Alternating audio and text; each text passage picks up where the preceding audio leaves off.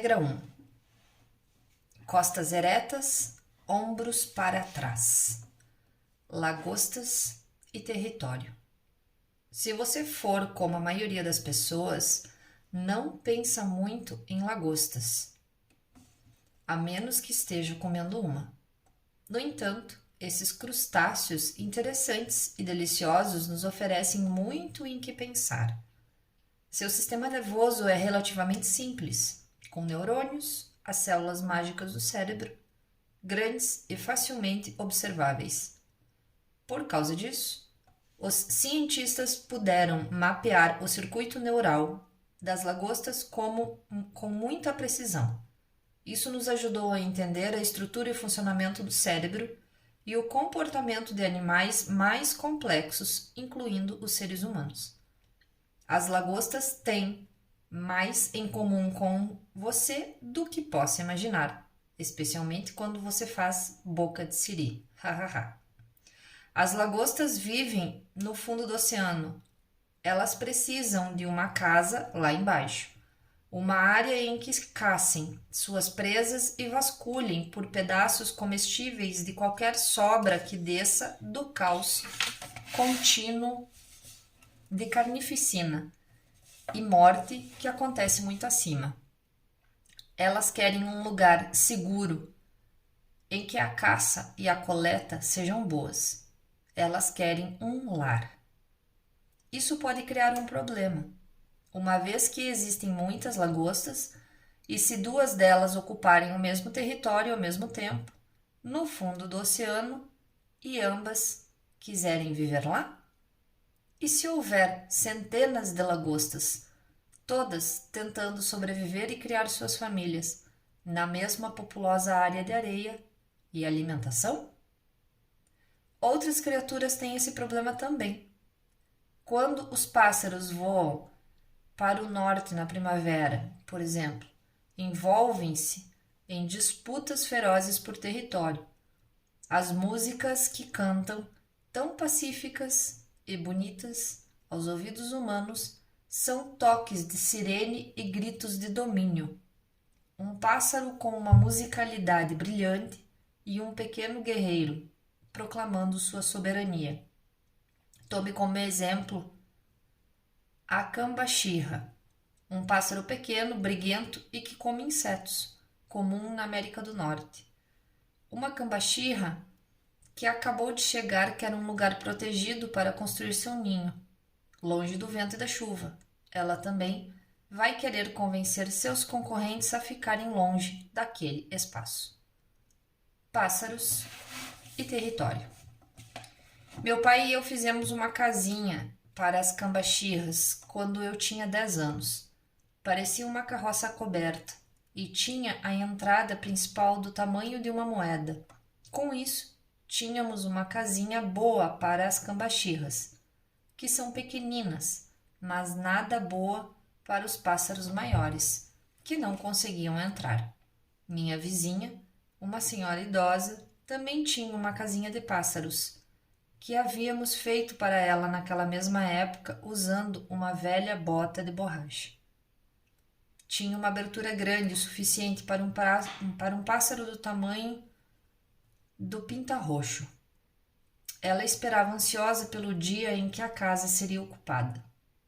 Um dia, uma cambaxirra descobriu nossa casinha e ali fez seu lar. Podíamos ouvir seu canto longo, vibrante e contínuo durante o início da primavera.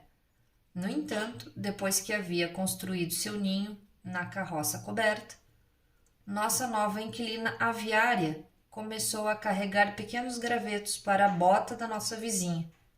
Ela a encheu com gravetos de modo que nenhum outro pássaro, grande ou pequeno, conseguisse entrar. Nossa vizinha não gostou dessa atitude preventiva, mas não havia nada que pudesse fazer. Se tirarmos a casinha, disse meu pai, limparmos e a colocarmos de volta na árvore, a cambaxirra vai enchê-la de gravetos novamente. As cambaxirras são pequenas e lindinhas, mas impiedosas. No inverno anterior eu havia quebrado minha perna. Esquiando, tinha sido minha primeira vez esquiando morro abaixo. E recebido um dinheiro de um seguro escolar destinado a recompensar crianças sem sorte e desastradas. Comprei um gravador de fita, cassete, uma tecnologia de ponta na época, com o dinheiro. Meu pai me deu a sugestão de ficar sentado no jardim e gravar o canto da cambaxirra, e depois tocar a gravação e ver o que aconteceria. Lá fui eu, sob os belos raios do sol da primavera, e gravei alguns minutos da cambaxirra soltando seu clamor furioso pelo seu território através da música. Então, fiz com que ela escutasse a própria voz. Aquele passarinho, um terço do tamanho de um pardal, começou a atacar o toca-fitas e a mim, investindo para frente e para trás a centímetros da caixa de som. Vimos esse tipo de comportamento várias vezes, mesmo sem o gravador. Se algum pássaro maior sequer ousasse sentar e descansar em qualquer uma das árvores perto da nossa casinha de pássaros, havia uma boa chance de que fosse abatido do seu poleiro por uma cambaxirra kamikaze. Ora, cambaxirras e lagostas são muito diferentes. As lagostas não voam, cantam ou se empoleiram. As cambaxirras têm penas e não cascas duras. Elas não podem respirar embaixo da água e quase nunca são servidas com manteiga. No entanto, são similares de maneiras importantes. Ambas são obcecadas por status e posição, por exemplo, como muitas outras criaturas.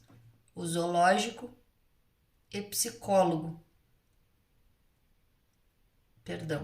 O zoólogo e psicólogo comparativo norueguês Thorleif Ebbe observou em 1921 que mesmo as galinhas comuns de quintal estabeleceriam uma hierarquia. A determinação de quem é quem no mundo das galinhas tem implicações importantes para a sobrevivência de cada uma das aves, especialmente em tempos de escassez. As aves que sempre têm acesso prioritário a qualquer comida que for jogada no solo pela manhã são as galinhas celebridades. Depois delas, vêm as do banco de reservas, as bajuladoras e as aspirantes. Então vêm as de terceira classe, e assim por diante, até chegarem às miseráveis, feridas e quase depenadas que ocupam a camada mais baixa e desprezível da hierarquia. As galinhas, assim como as pessoas da cidade, vivem em comunidade. Os pássaros, como a cambaxirra, não, mas ainda habitam uma hierarquia de dominância. Ela apenas está espalhada em uma área maior.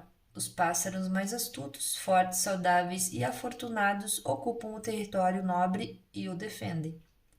Por causa disso, há uma chance maior de que atraiam parceiras de alta qualidade para gerarem uma ninhada de filhotes que vai sobreviver e crescer.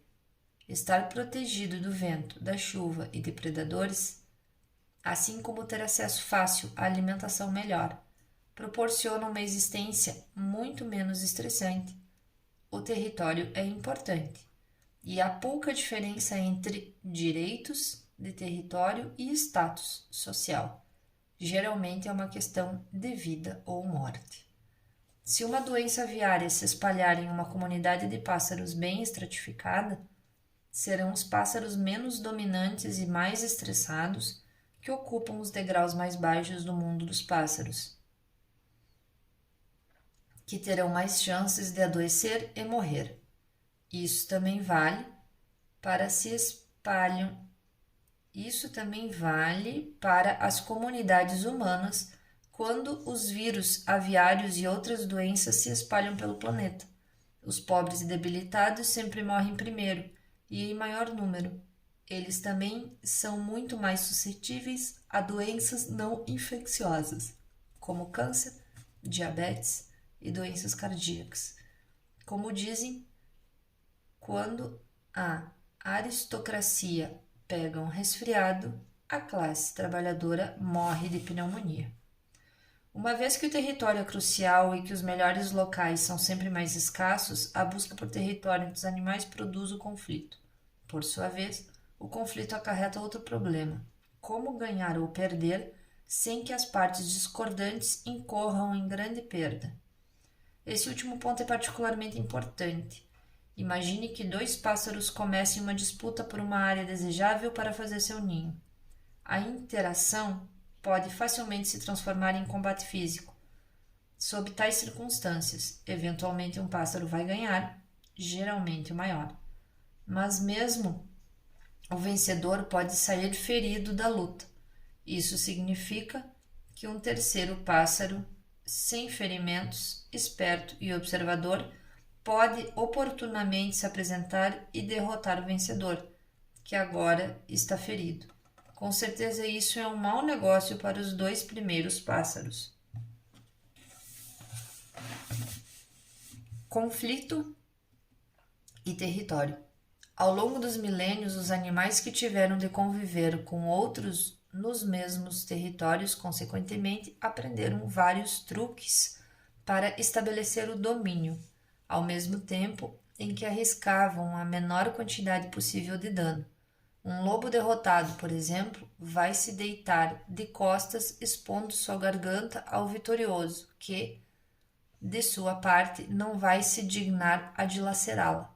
O lobo, agora dominante, pode ainda precisar de um parceiro caçador, mesmo que seja o patético ex-rival derrotado. Os dragões barbudos, lagartos notavelmente sociais, balançam suas patas dianteiras pacificamente uns para os outros, para indicar seu desejo pela continuidade da harmonia social. Os golfinhos produzem pulsos sonoros especializados enquanto caçam e durante outros momentos de alta emoção para reduzir o conflito em potencial entre os membros dominantes e subordinados do grupo. Esse comportamento é endêmico em comunidades de seres vivos, e as lagostas perambulando pelo fundo do oceano não são exceção. Se você capturar algumas dezenas delas e transportá-las para um novo local, poderá observar seus rituais e técnicas de transformação de status. Primeiramente, cada lagosta vai explorar o novo território, em parte para mapear os detalhes e em parte para encontrar um bom lugar para o seu abrigo. As lagostas aprendem bastante sobre o local onde vivem e se lembram do que aprenderam. Se você assustar uma perto do seu habitat, ela voltará rapidamente e se esconderá lá. No entanto, se assustar uma em um local mais distante, ela vai correr para o abrigo mais próximo, que foi previamente identificado e agora é lembrado. Cada lagosta precisa de um esconderijo seguro para descansar, livre de predadores e forças da natureza. Além disso, ao crescerem, elas tocam sua casca e se renovam, o que as deixa vulneráveis por longos períodos de tempo. Uma toca sob uma rocha é um bom lar para as lagostas, especialmente se for localizada onde conchas e ou outros detritos possam ser postos na entrada para cobri-la. Uma vez que a lagosta esteja confortavelmente abrigada dentro, porém, pode ser que haja apenas poucos abrigos ou esconderijos muito bons em cada território. Eles são escassos e valiosos. Outras lagostas buscam por eles continuamente.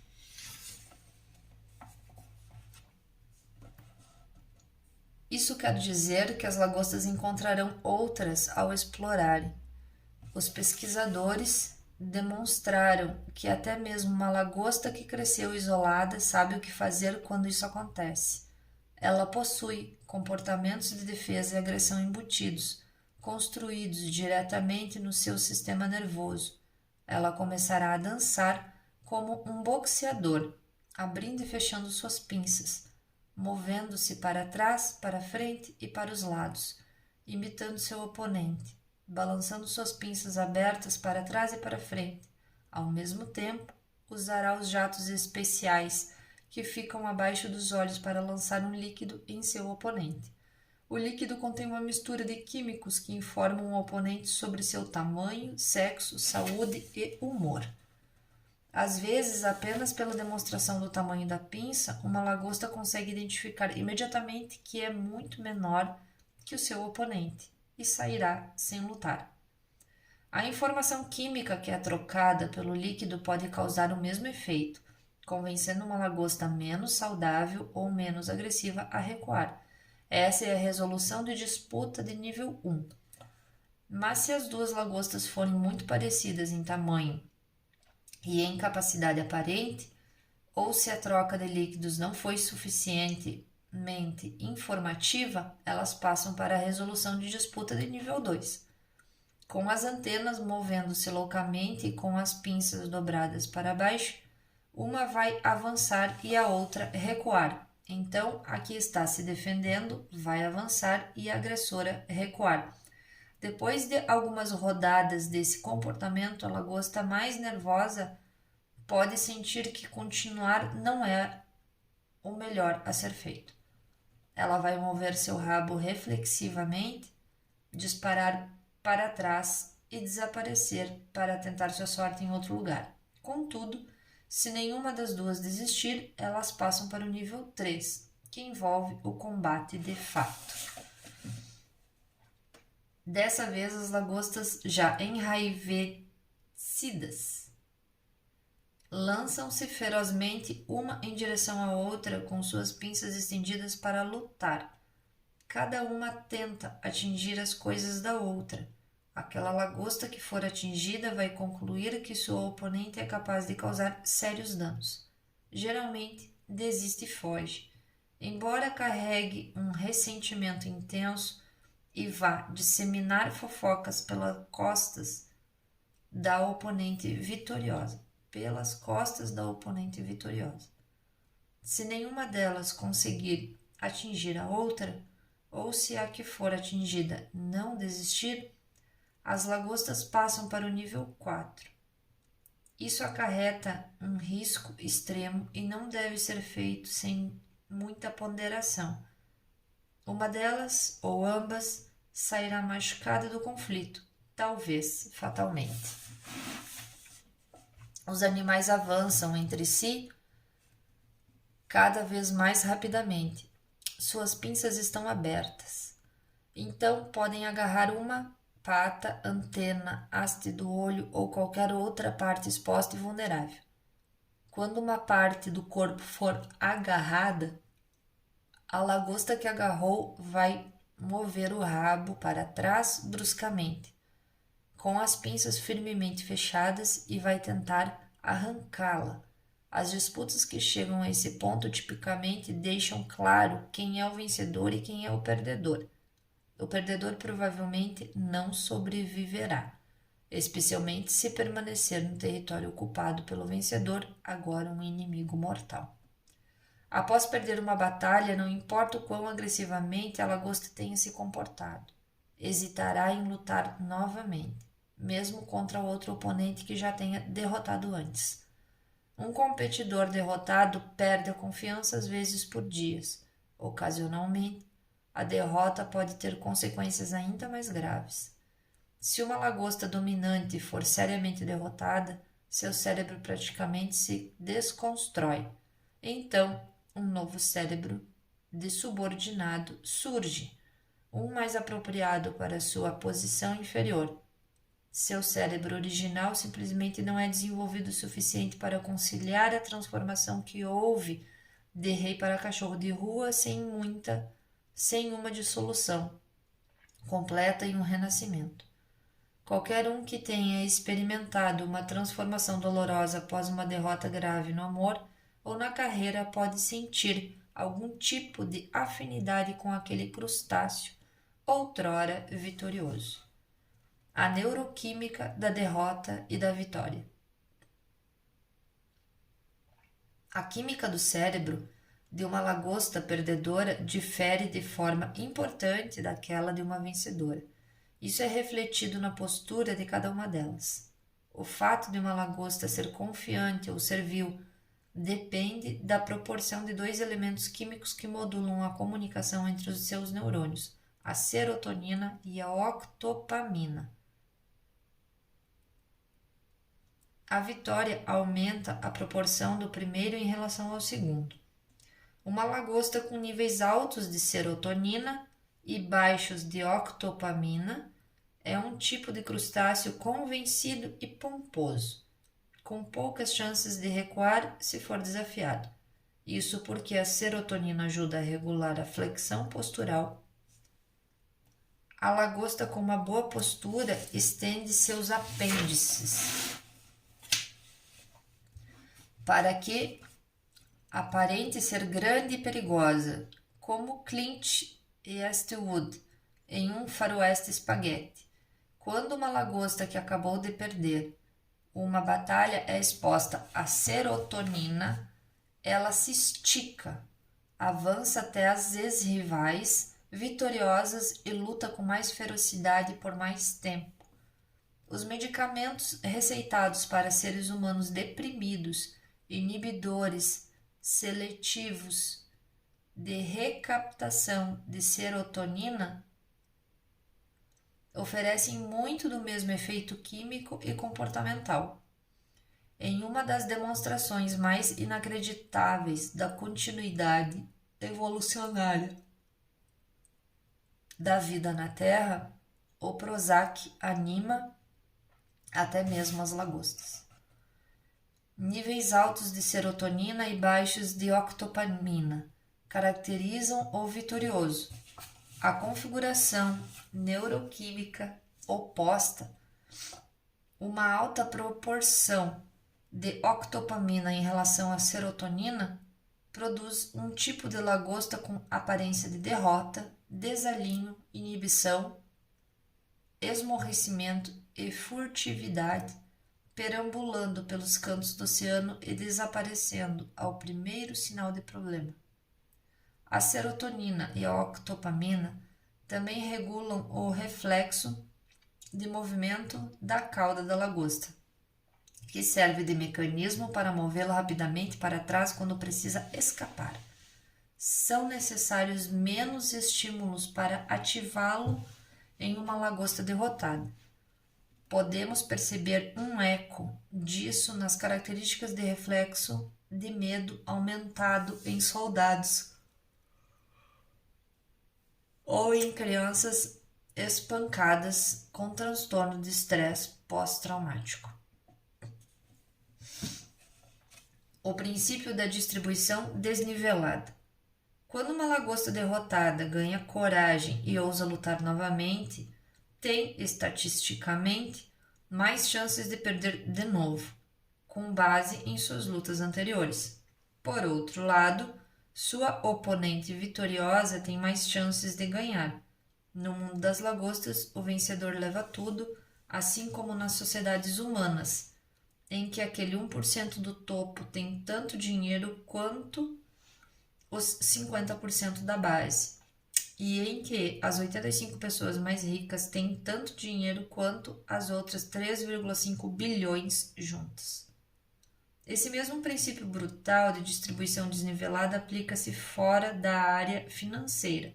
Na verdade, em qualquer contexto em que exista produção criativa.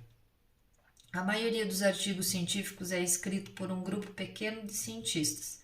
Uma pequena proporção de músicos produz quase todas as músicas comerciais gravadas. Um número pequeno de autores vende todos os livros.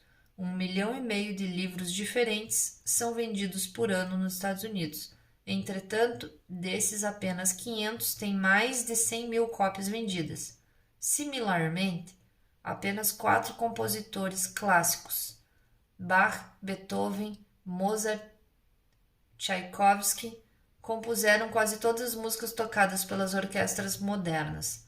Bach, de sua parte, compôs tão prolificamente que levaria décadas de trabalho apenas para copiar suas partituras e, no entanto, apenas uma pequena fração de sua extraordinária produção ainda é amplamente tocada. O mesmo princípio aplica-se à obra dos outros 3 membros desse grupo de compositores superdominantes. Apenas uma pequena fração do seu trabalho é ainda amplamente tocada. Assim, uma pequena parte da música que foi composta por uma pequena parte de todos os compositores clássicos que já criaram músicas corresponde a quase todas as músicas clássicas que o mundo conhece e ama. Esse princípio é algumas vezes conhecido como a Lei de Price, em homenagem a Derek Price, o pesquisador que descobriu sua aplicação na ciência em 1963. O princípio pode ser modelado usando-se um gráfico no formato aproximado de um L maiúsculo, com o número de pessoas do eixo vertical e a produtividade ou recursos no horizontal. O princípio básico foi descoberto muito antes.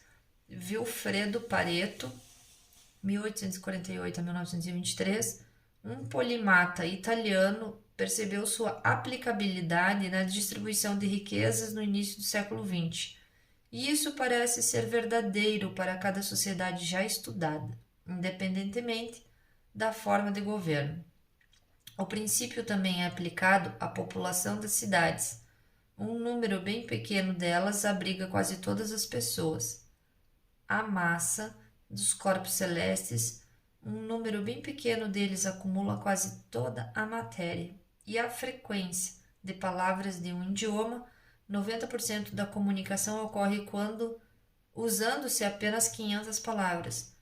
Entre muitas outras coisas, isso costuma ser conhecido como princípio de Mateus, Mateus 25, 29, derivado daquela que pode ter sido uma das declarações mais severas atribuídas a Cristo. Pois a quem tem, mais será dado, e terá em grande quantidade, mas a quem não tem, até o que tem lhe será tirado. Você realmente sabe que é filho de Deus, quando seus ensinamentos se aplicam até aos crustáceos.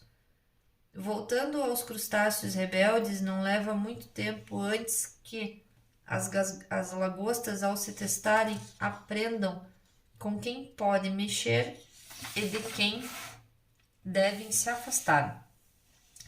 E quando aprendem isso, a hierarquia resultante é extraordinariamente estável. Tudo o que uma lagosta vitoriosa precisa fazer, uma vez que ganhou, é balançar as antenas de forma ameaçadora e qualquer oponente anterior vai desaparecer deixando uma nuvem de areia para trás. Uma lagosta mais fraca vai desistir de tentar, aceitar seu status mais baixo e, assim, manter suas patas presas ao corpo. A lagosta do topo, por outro lado, que ocupa o melhor abrigo, tem um bom descanso, termina uma boa refeição, desfila seu domínio ao redor do seu território, acordando as subordinadas em seus abrigos à noite, apenas para lembrá-las quem manda. Todas as garotas. As lagostas fêmeas, que também lutam muito pelo território durante as fases explicitamente maternas de sua existência, identificam o macho superior rapidamente e ficam atraídas por ele de forma irresistível. Para mim, isso é uma estratégia brilhante. Ela também é utilizada por fêmeas de outras espécies, incluindo a humana. Em vez de realizarem a difícil tarefa de calcular sozinhas qual é o melhor homem, as fêmeas terceirizam o problema ao usar os cálculos perfeitos da hierarquia de dominância. Elas deixam os machos lutarem e escolhem seus amantes entre aqueles que ficarem no topo. É bem isso que ocorre na precificação da Bolsa de Valores, em que o valor de qualquer empreendimento em particular é determinado através da concorrência entre todos.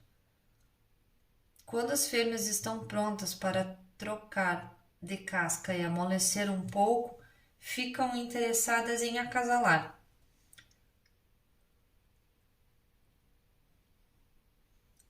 Elas começam a se aproximar da área do macho dominante, lançando perfumes atraentes e afrodisíacos, tentando seduzi-lo.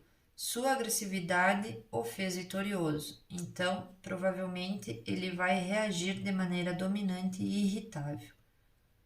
Além disso, ele é grande, saudável e poderoso. Não é uma tarefa fácil mudar o foco de sua atenção da luta para o acasalamento. Porém, se for seduzido corretamente, ele direcionará seu comportamento para a fêmea. Isso é uma versão com lagostas de 50 tons de cinza, o livro com vendas mais rápidas de todos os tempos, e é a eterna trama de A Bela e a Fera, o romance arquetípico. Esse é o padrão de comportamento continuamente representado nas fantasias literárias explicitamente sexuais, que são tão populares entre as mulheres quanto as imagens de mulheres nuas entre os homens. Deve-se ressaltar, contudo, que a pura força física é uma base instável na qual fundamentar um domínio duradouro, como o primatólogo holandês Frans de Waal esforçou-se para demonstrar.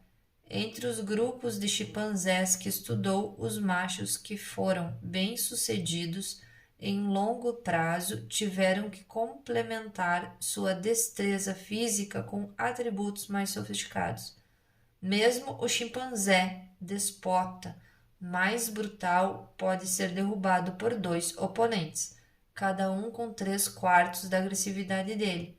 Como consequência, os machos que ficam no topo por mais tempo são aqueles que formam coalizões recíprocas com seus compatriotas de estados mais baixos e prestam uma atenção cuidadosa ao grupo das fêmeas e seus filhotes.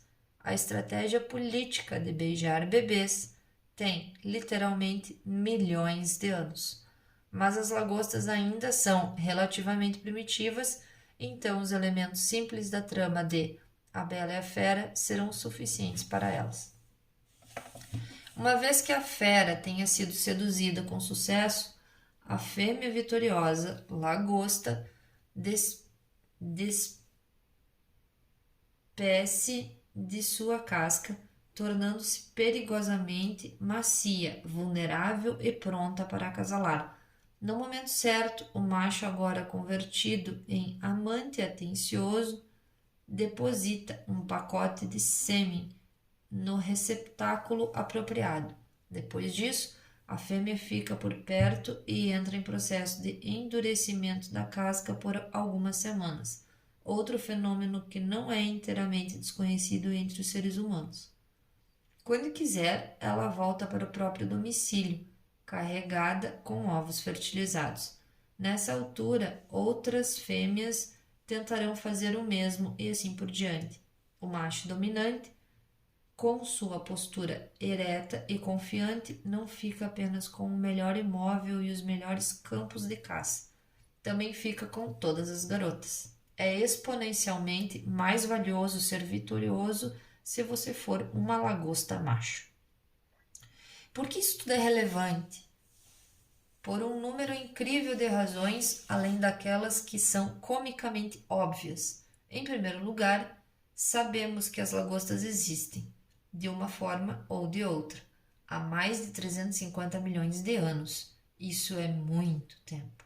60 milhões de anos atrás, os dinossauros ainda existiam. Isso é um passado inimaginavelmente distante para nós. Porém, para as lagostas, os dinossauros eram os novos ricos que apareceram e desapareceram no fluxo do tempo quase eterno. Isso quer dizer que as hierarquias de dominância têm sido essencialmente uma característica permanente no ambiente ao qual toda a vida complexa se adaptou. Cerca de 300 milhões de anos atrás, os cérebros e os sistemas nervosos eram comparativamente simples. Não obstante, já possuíam a estrutura e a neuroquímica necessárias para processar as informações sobre o status e a sociedade. É muito difícil enfatizar o suficiente a importância desse fato.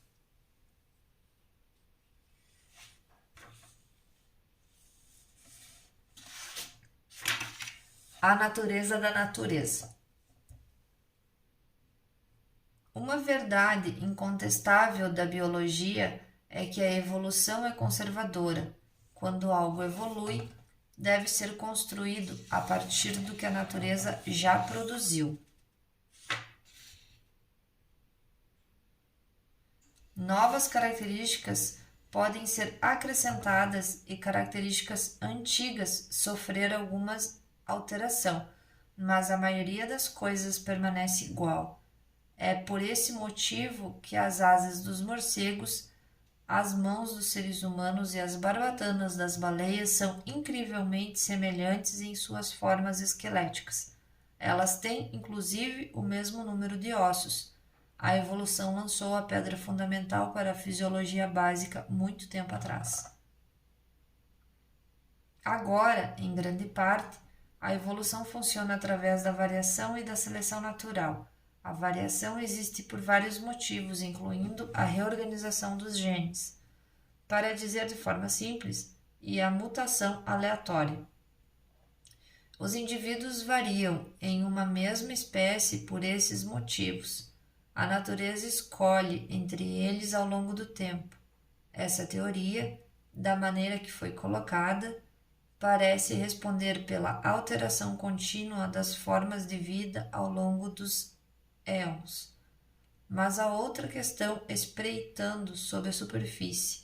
O que exatamente é a natureza na seleção natural?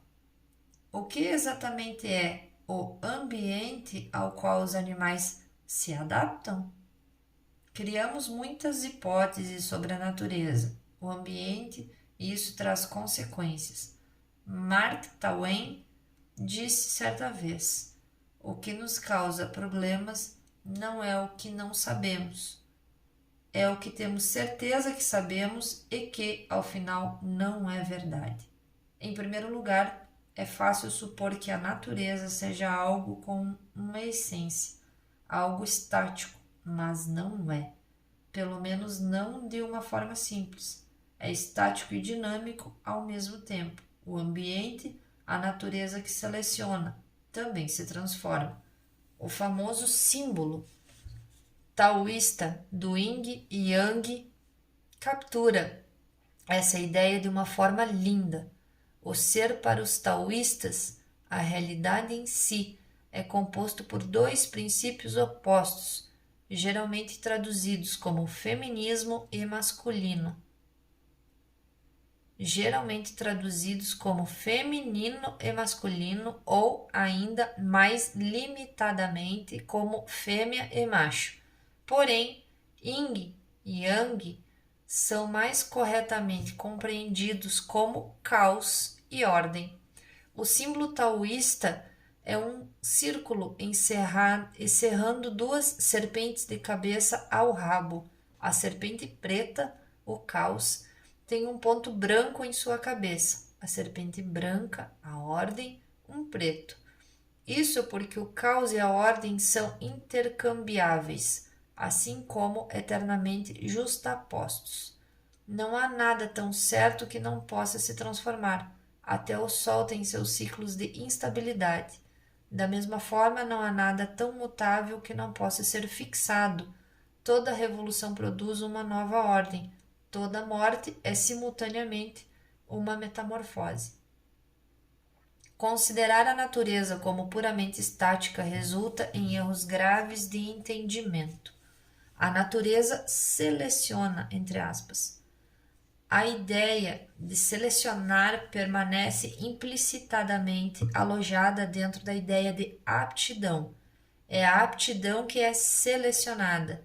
A aptidão, genericamente falando, é a probabilidade de que dado organismo deixe descendência, propague seus genes no decorrer do tempo. O apto em aptidão é, portanto, a combinação entre o atributo do organismo com a demanda do ambiente. Se essa demanda for conceitualizada como estática, se a natureza for conceitualizada como eterna e imutável, Então, a evolução é uma série linear e infinita de melhorias e aptidão, algo do qual pode-se infinitamente chegar cada vez mais perto ao longo do tempo. A ideia vitoriana sobre o progresso evolucionário, ainda poderosa, tendo o homem no ápice, é uma consequência parcial desse modelo de natureza. Ela produz a noção equivocada de que há um destino para a seleção natural, aumentar a aptidão ao ambiente e de que pode ser conceitualizada como um ponto fixo. Por sua natureza, o agente seletor não é estático, não em qualquer sentido simples. A natureza se veste diferentemente para cada ocasião. A natureza varia como em uma partitura, e isso explica, em parte, porque a música produz insinuações profundas de significado, à medida que o ambiente que suporta uma espécie se transforma e muda. As características que tornam um dado indivíduo bem-sucedido em sobreviver e se reproduzir também se transformam e mudam. Desse modo, a teoria da seleção natural não propõe criaturas se combinado com uma precisão cada vez maior a um modelo especificado pelo mundo. É mais como se as crianças estivessem dançando com a natureza, embora seja uma dança mortal. No meu reino, diz a rainha de copas em Alice no País das Maravilhas, você precisa correr o mais rápido que puder apenas para ficar no mesmo lugar. Ninguém que fica parado consegue triunfar, por mais bem constituído que seja. A natureza tampouco é simplesmente dinâmica. Algumas coisas mudam rapidamente, mas essas estão aninhadas dentro de outras que mudam menos rapidamente. A música frequentemente segue esse modelo. As folhas mudam mais rapidamente do que as árvores, e as árvores do que as florestas. O tempo muda mais rapidamente do que o clima. Se não fosse assim, o conservadorismo da evolução não funcionaria, uma vez que a morfologia básica dos braços e mãos teria que mudar da mesma velocidade que o comprimento dos ossos do braço e a função dos dedos. É o caos dentro da ordem, dentro do caos, dentro de uma ordem maior. A ordem mais real é aquela que é mais imutável e não necessariamente a ordem que é mais facilmente observada. A folha, quando é percebida, pode fazer com que o observador não veja a árvore. A árvore pode fazer com que ele não veja a floresta. Se algumas coisas que são mais reais, tais como a eterna presença da hierarquia de dominância, não podem ser observadas, entre aspas, de jeito nenhum. Também seria um equívoco conceitualizar a natureza romanticamente. Moradores de cidades modernas e ricas, cercados por concreto escaldante, imaginam a natureza como algo puro e paradisíaco, como uma paisagem impressionista francesa. Os ativistas ambientais, ainda mais idealistas em seu ponto de vista, vislumbram a natureza de modo harmonicamente equilibrado e perfeito, sem as perturbações e depredações da humanidade.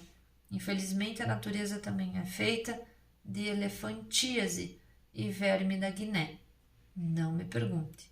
Mosquito prego e malária, secas que causam inanição, AIDS e peste negra. Não fantasiamos sobre a beleza desses aspectos da natureza, embora sejam tão reais como seus equivalentes edênicos. E pela existência de tais coisas, é claro que tentamos modificar nosso entorno, protegendo nossos filhos, construindo cidades e sistemas de transporte e produzindo alimentos e energia. Se a mãe natureza não fosse tão determinada em nos destruir, seria mais fácil existirmos em simples harmonia com seus ditames. E isso nos leva a um terceiro conceito equivocado, que a natureza é algo estritamente segregado de nossas construções culturais que emergiram dentro dela, A ordem que se insere no caos e na ordem do ser é cada vez mais natural, conforme perdura por mais tempo. Isso porque a natureza é aquilo que seleciona, e quanto mais tempo uma característica tem existido, mais tempo teve para ser selecionada e para moldar a vida. Não importa se a característica é física, biológica, social ou cultural. Tudo o que importa sob uma perspectiva darwinista é a permanência. E a hierarquia de dominância, embora possa parecer social ou cultural, está presente há cerca de 500 bilhão de anos. É permanente, é real. A hierarquia de dominância não é o capitalismo, tampouco é o comunismo. Não é complexo militar industrial, não é patriarcado. Aquele artefato cultural descartável, maleável e arbitrário, muito menos uma criação humana, não em um sentido mais profundo. Pelo contrário, é um aspecto quase eterno do ambiente e muito daquilo cuja culpa colocamos nessas manifestações efêmeras é uma consequência de sua existência imutável. O nós, soberano presente desde o princípio da vida, temos vivido em uma hierarquia de dominância há muito, muito tempo. Estávamos lutando por posições antes mesmo de terem pele, mãos, pulmões ou ossos. Não há quase nada mais natural do que a cultura. As hierarquias de dominância são mais velhas do que as árvores. A parte do nosso cérebro que registra nossa posição na hierarquia de dominância é, portanto, excepcionalmente antiga e fundamental. É um sistema mestre de controle ajustando nossas percepções, valores, emoções, pensamentos e ações. Ele afeta poderosamente cada aspecto do nosso ser, tanto consciente quanto inconsciente. É por isso que, quando somos derrotados, agimos como aquela lagosta que perdeu a batalha. Nossa postura se inclina, ficamos com o rosto voltados para o chão, sentimos-nos ameaçados, machucados, ansiosos e fracos. Se as coisas não melhorarem, tornamo-nos cronicamente deprimidos. Sob tais condições, não conseguimos aguentar as lutas impostas pela vida com facilidade e nos tornamos alvos fáceis para os bullies de casca grossa. E não são apenas as semelhanças comportamentais e experimentais que são impressionantes. Muito da neuroquímica básica é a mesma. Considere a serotonina, a substância química que controla a postura e a fuga nas lagostas. Aquelas em posições inferiores produzem níveis baixos de serotonina.